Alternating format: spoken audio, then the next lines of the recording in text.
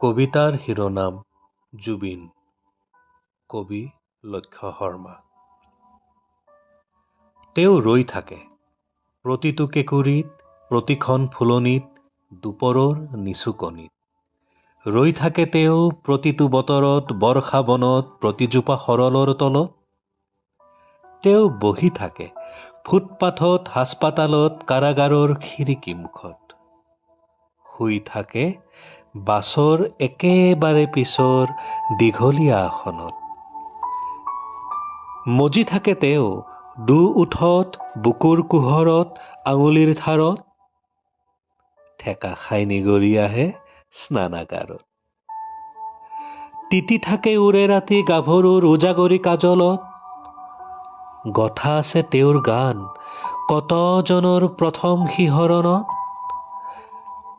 জেঠৰ নিৰ্মম আচুৰতো ঠেলা ৰিক্সা দৌৰে তেওঁৰ মৌ শীতল মাতত।